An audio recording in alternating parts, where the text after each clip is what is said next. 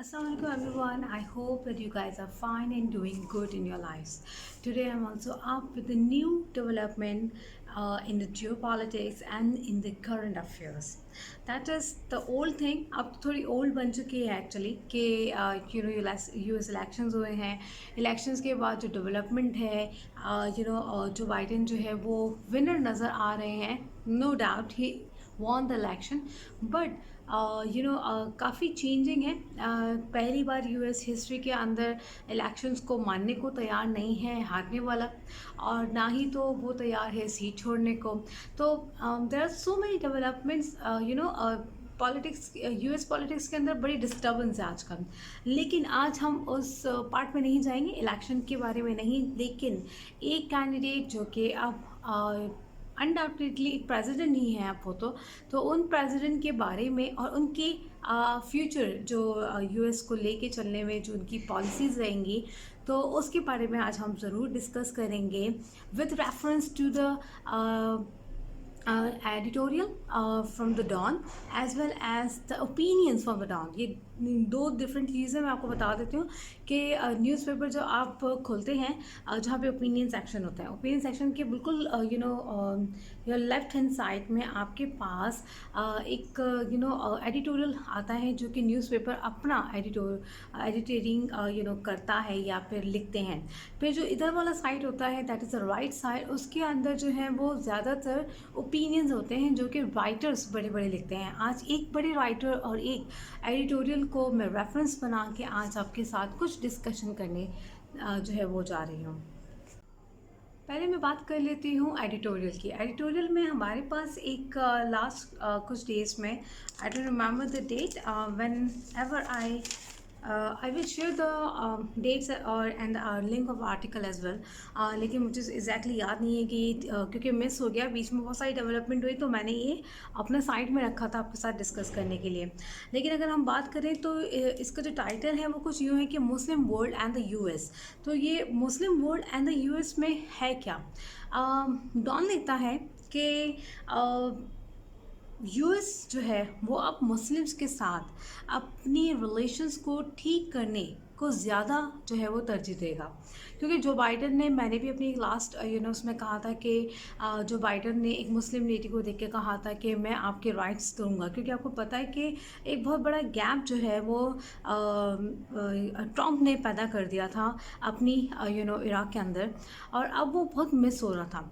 अब उस मिसिंग के चक्कर में जो है वो काफ़ी सारी चेंजिंग की गई, और उस पॉलिसीज़ का फ़ायदा शायद ये भी हुआ कि जो बाइडन इलेक्शन जो जीते हैं उसमें सुप्रीमेसी ऑफ आप कहते हैं कि एक एक्सट्रीमिज्म, एक रैशनलिज्म जो थी टूवर्ड्स एक गोरे लोगों की और एक ब्लैक अमेरिकन के बीच में जो गैप आ गया था, उसकी वजह से भी शायद ट्रम्प का जो है वो हारना हुआ.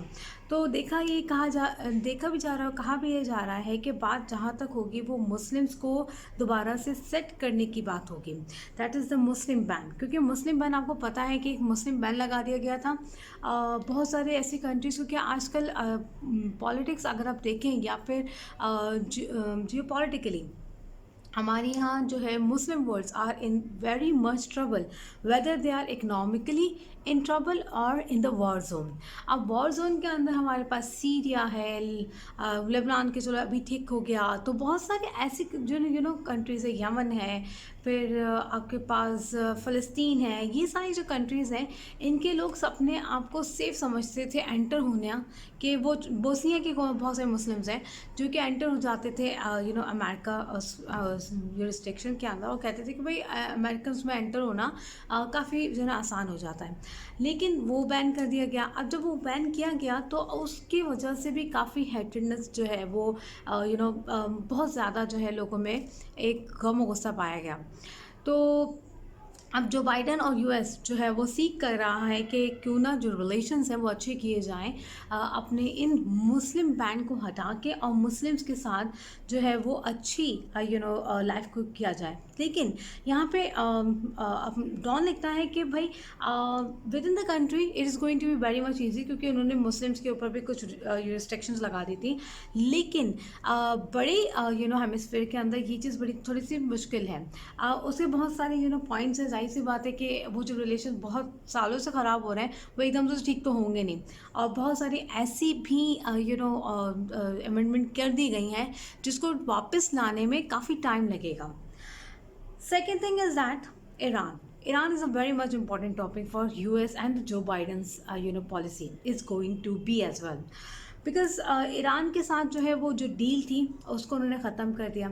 अब जब वो डील ख़त्म हो गई है तो डील के जो इम्पॉर्टेंट वो थे, उससे क्या होता था कि एक तरीके से जो है ना उनकी सुप्रीमेसी भी रहती थी अमेरिकन्स की, कि भाई ये इनके जवाबदेह हैं, या फिर डेली डेली तो नहीं कहूँगी लेकिन मंथली जो है वो डेटा शेयर होता था और एंड ऑल दैट।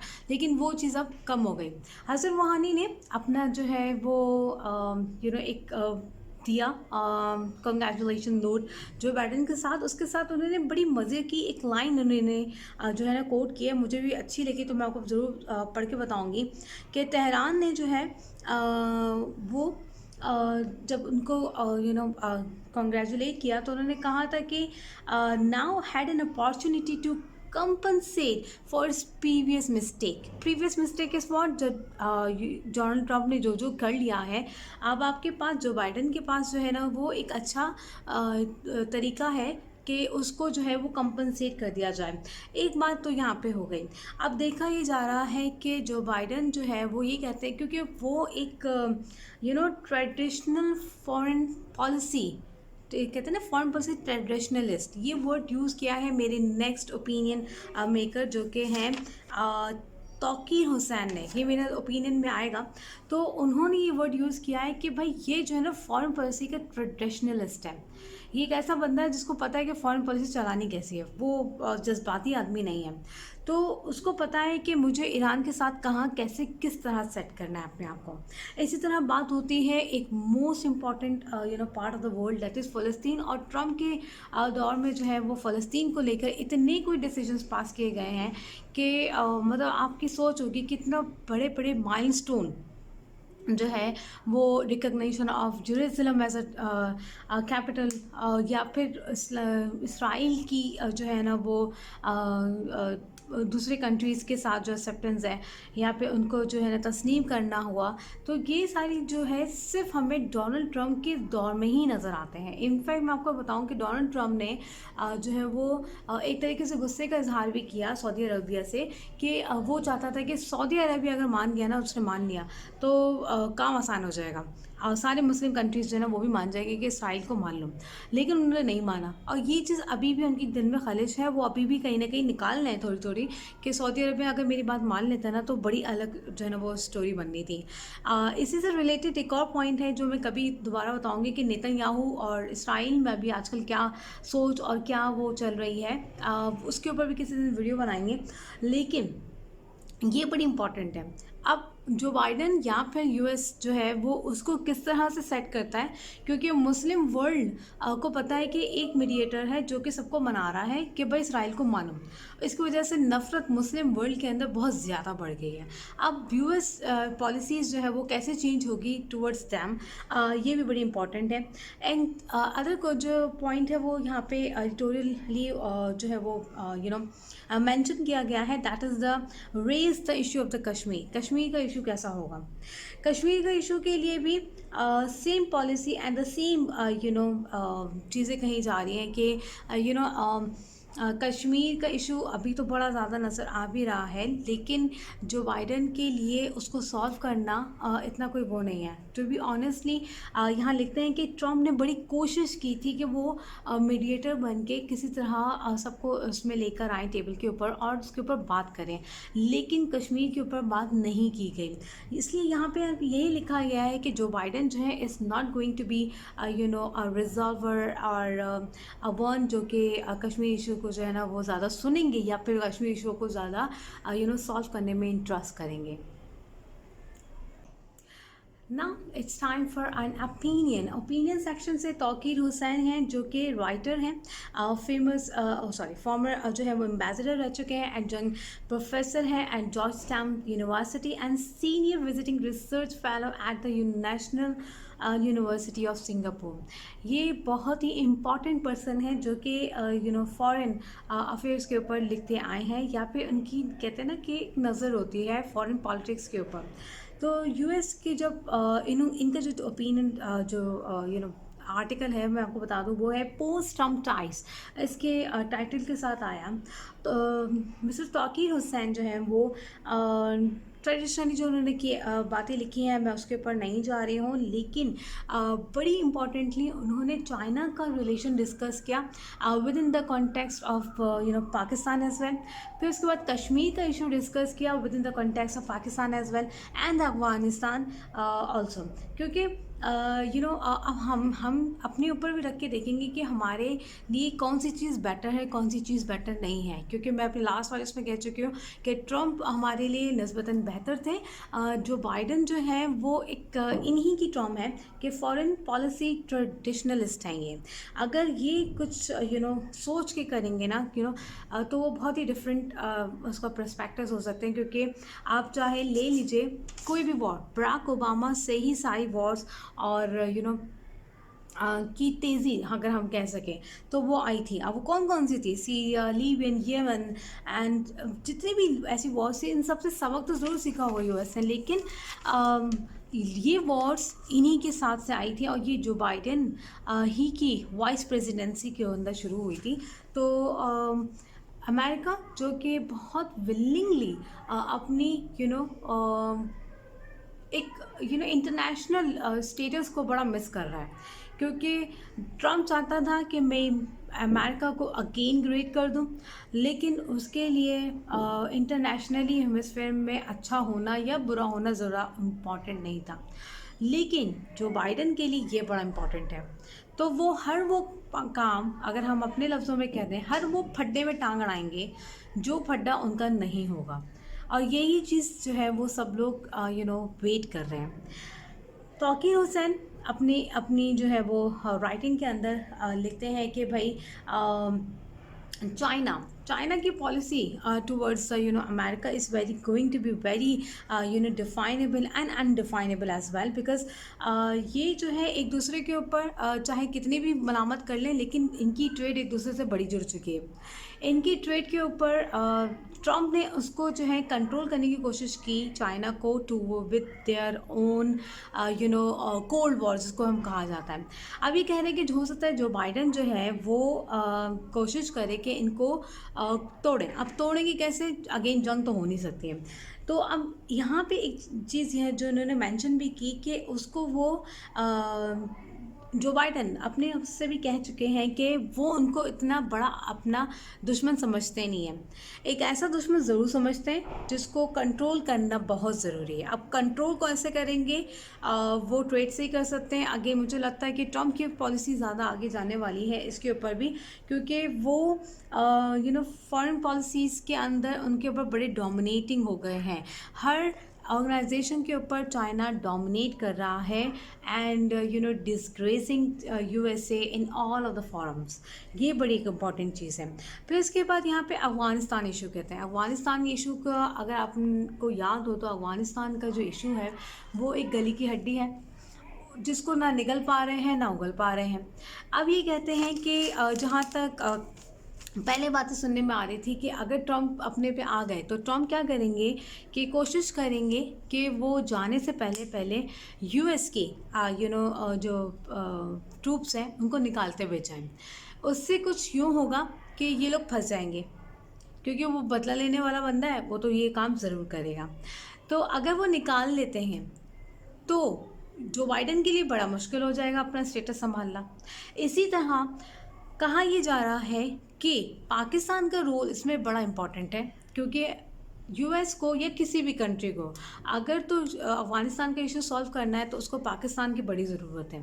ठीक है, इंडिया तो बिला वजह घुस जाता है मामलों में, लेकिन अभी इम्पॉर्टेंटली आपको ज़रूरत है। क्योंकि अगर हम देखें ना वर्ल्ड अफेयर्स के अंदर, तो पाकिस्तान इज़ वन जो कि तालिबान को कन्विंस करके ले आया है जो ना टेबल टॉक पे।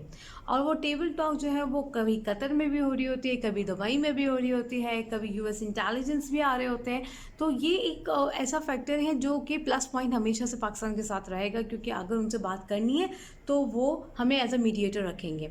अब यहाँ पे एक देकर काम करवाने वाली पॉलिसी भी अमेरिका की नहीं चलेगी। डू मोर वाली कहानी नहीं चल सकती है। डू मोर वाली कहानी से अब हम आगे बढ़ चुके हैं। अब हमारे पास हाँ एक पार्टनरशिप ज़रूर हो सकती है, लेकिन do more and do more वाली कहानी या give more and do more वाली कहानी अब पाकिस्तान यूएस रिलेशन के बीच में नहीं रही है। ये यूएस न्यू पॉलिसी मेकर्स को भी पता है, और ये यूएस पॉलिसी और जो करंटली जो आपका जितनी भी टॉक्स एंड अदर थिंग्स चल रही हैं उनको भी ये चीज़ अंदाज़ा है कि अब ऐसा नहीं होगा, क्योंकि अब वही वाली बात कि ब्लॉक्स चेंज हो रहे हैं एंड इम्पॉर्टेंटली ब्लॉक्स के करेक्टर्स भी बड़े चेंज हो रहे हैं। इसी तरह कश्मीर इशू, जो बाइडन के लिए Kashmir issue as an editorial बिल्कुल सेम है। तौकीर हुसैन भी ये लिखते हैं कि बड़ी इंपॉर्टेंटली उसको ना ही तो वो हाईलाइट करने वाले हैं, ना ही तो कुछ होने वाला है। लेकिन हाँ, जो बाइडन ने हमेशा से कहा है कि ह्यूमन राइट्स की वायोलेशन कश्मीर में बहुत होती है, तो वो उसके ऊपर ज़रूर बात करेंगे इस हद तक। और मेरे ख्याल से वायोलेशन कह देंगे कि भाई ज़्यादा मत मारो, इस तरह से हमने करो, बस इससे ज़्यादा और कुछ होने वाला नहीं है कश्मीर इशू को लेके। कि अगर हम सोचें कि हाँ भाई जो बाइडन आ गए हैं तो कुछ फ़ायदा हो जाएगा, तो ऐसा कुछ नहीं है, क्योंकि उनको पता है कि वो उनके लिए कुछ ऐसा फ़ायदेमंद तो है नहीं वो बात, तो वो उसको ऊपर ज़्यादा डिस्कस करेंगे भी नहीं, क्योंकि कश्मीर से उनको फ़ायदा। हाँ, अफगानिस्तान से यूएस की साख पे फ़र्क पड़ता है, तो they are willing to solve that issue. और जो कि जो बाइडन हो, रशिया हो, कोई भी हो, तो उनके जो भी उस मैटर को सॉल्व कर देगा वो हीरो हो जाएगा। तो ये चीज़ तो कंटिन्यू होने वाली है यूएस पॉलिसी के अंदर ही। फर्दर मोर लगता हमें यही है कि अभी पाकिस्तान जो है वो इसके ऊपर जो बाइडन की पॉलिसीज़ के अंदर ऐसा की रोल तो नहीं प्ले करेगा, क्योंकि वो एक छोटा सा अलाय है उनके लिए चाइना का, और चाइना को साइड करने के लिए कहीं ना कहीं उसको ज़रूरत पड़ने वाली है पाकिस्तान की भी। तो अब ये देखते हैं कि आगे और क्या होने वाला है। ये 2 एडिटोरियल है, इसके लिंक्स मैं आपको ज़रूर शेयर कर दूँगी डिस्क्रिप्शन बॉक्स के अंदर, ताकि आप लोग जब आगे लिख रहे हों तो आपको कोडिंग्स करने में, क्योंकि इसके अंदर बहुत सारी ऐसी और इन्फॉर्मेशन थी जो कि शायद मैंने ना भी शेयर की हों, जो कि मुझसे ना भूल पाई हों, तो आप लोग प्लीज़ को जो है वो ज़रूर लुक कीजिएगा और उसमें से अपने नोट्स बना सकते हैं इम्पॉर्टेंटली। क्योंकि ये जो हमारा न्यू जो ये भी पेपर होने वाले हैं उसके लिए बड़े इंपॉर्टेंट टॉपिक्स हैं ये यूएस। अगर किसी के पास यूएस है जो है ना वो अभी तक नहीं छुआ, तो यूएस पॉलिसीज़ एंड यूएस बहुत, क्योंकि जब तक पेपर होंगे जब तक तो ये या तो आ चुके होंगे या नहीं आएंगे। इसके साथ connected this video is the second part of the video of US election, and third part भी एक और आने वाला है जो कि बड़ी ही मज़ेदार है। वो भी बड़ी कोडिंग में आपको बड़ा फ़ायदा होगा अपने नोट्स बनाने में, और वो बड़ी मज़े की वीडियो होने वाली है, क्योंकि ट्रम्प जो है इज़ आ चलता फिरता बम फॉर द यूएस इंटेलिजेंस। अब इसके ऊपर क्यों ऐसा कहा जा रहा है, ये वहाँ की न्यूज़ एजेंसियाँ कह रही हैं कि ये एक बॉम्ब बन चुके हैं हमारे लिए, जो कि कभी भी फट सकता है। तो हम उसके ऊपर भी आगे बात करेंगे। आई होप कि ये वीडियो आपके लिए अगेन जो है वो काफ़ी इंफॉर्मेटिव रही हो, और अगर कोई भी कमेंट या कोई भी सवाल हो तो आप मुझसे जो है वो डायरेक्ट लिंक कर सकते हैं। मेरी जो है ना वो लिंक्स मेंशन होंगे डिस्क्रिप्शन बॉक्स पे। Thank you so much.